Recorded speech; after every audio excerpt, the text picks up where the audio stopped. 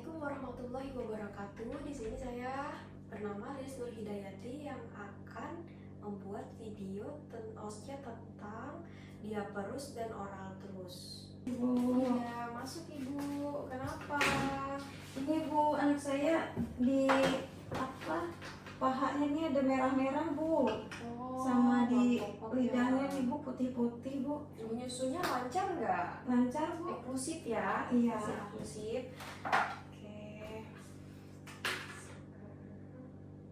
Sebelumnya saya akan melakukan pemeriksaan fisik ya Bu ya. Pemeriksaan fisiknya normal semuanya ya Bu ya.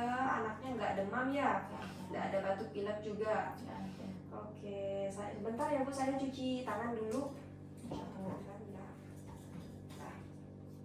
Oke, sebelumnya saya akan menjelaskan ya Bu, itu yang merah-merah di selangkangan itu namanya biasanya kalau bahasa medisnya itu diaperus atau bahasa awamnya itu ruang popo.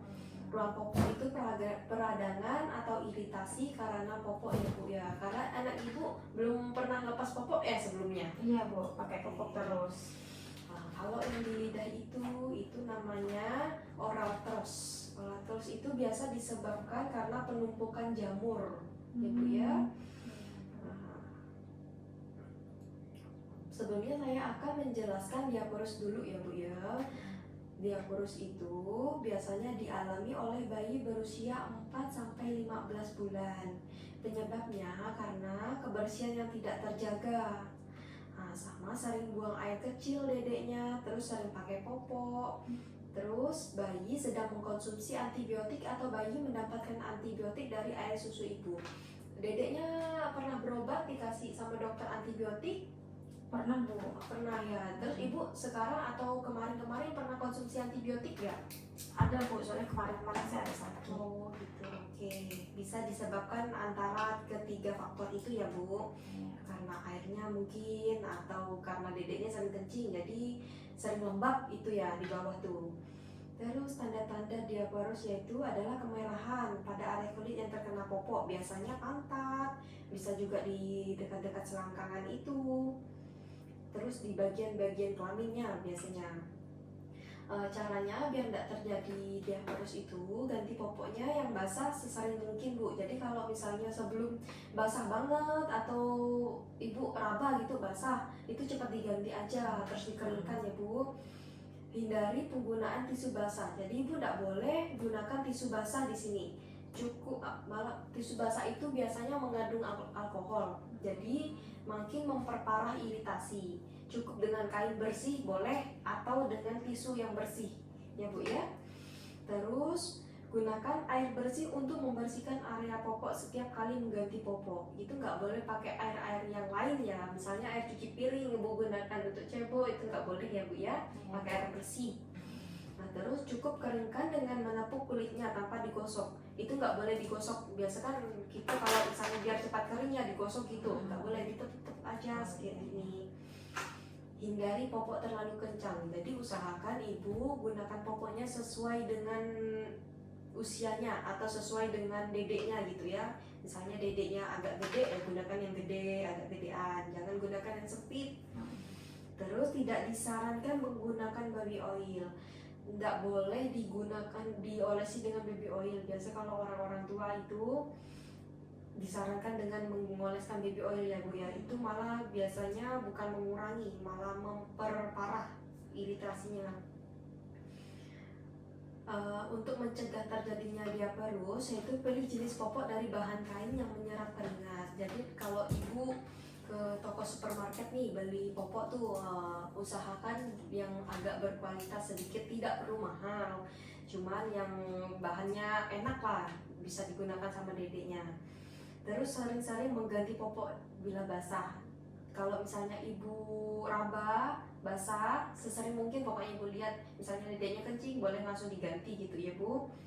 Terus menjaga kebersihan sekitar popok, harus yang bersih gitu, dibersihkan di sekitar popoknya. Misalnya kayak tadi basah gitu langsung cepat diganti, jangan ditunggu pampersnya penuh dulu baru diganti.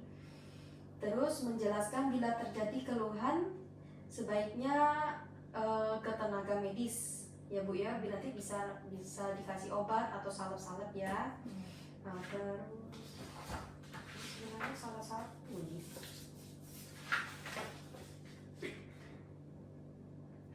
Terus untuk oral terus itu biasanya disebabkan oleh jamur candida ya Bu, di lendir mulut biasanya di bagian-bagian lidah atau bagian-bagian bibir itu ya Bu. Gejalanya seperti tampak bercak keputihan pada mulut seperti bekas susu yang sulit dihilangkan, seperti ini ya Bu ya. Terus mulut kulit ini mengelupas ya, yang di bibir-bibir itu. Terus terbanyak luka-luka pada selaput lendir, mulut seperti sampai bibir memutih menyerupai bekuan susu yang melekat bila dihilangkan dan kemudian berdarah. Jadi kalau misalnya ibu malah bersihkan tuh malah makin berdarah dia, nggak bersih. Terus gejala yang muncul ini biasanya bisa menyebabkan demam. Biasa suhu tubuh anak itu bisa naik sampai 40 derajat Celcius ya Bu. Terus anaknya nggak mau makan, nggak mau nyusu, terus gelisah terus, rewel, dan bayi mengeluarkan air liur yang banyak biasanya. Upaya yang harus kita lakukan biar tidak terjadi oral terus itu, kita bisa mencuci bersih botol atau dotnya, atau kalau dedeknya nyusu badan bisa dibersihkan di area sekitar putingnya itu ya Bu ya. Terus bayi lebih baik jangan diberikan dot ya Bu ya, dot atau yang biasanya itu apa sih? Peng ya Bu ya? Peng. Karena selain dapat menyebabkan oral flush juga dapat mempengaruhi bentuk rahang. Terus jika bayi menetes atau menyusui ibu, untuk menghindari oral flush sebelumnya menyusu sebaiknya putingnya dibersihkan dahulu ya Bu ya. Dan juga mulut bayinya sesering mungkin dibersihkan. Itu bisa dengan kain bersih atau air hangat ya Bu.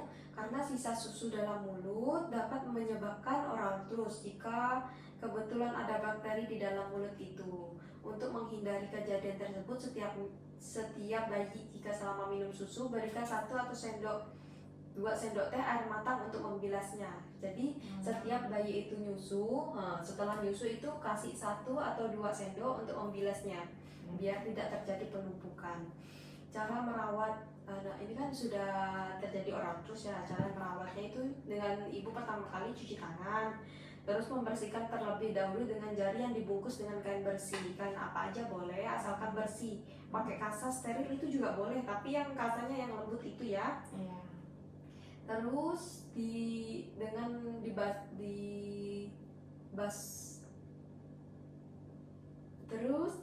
kain yang bersih itu direndamkan dengan air larutan garam, tetapi tidak usah terlalu banyak garamnya ya Bu ya.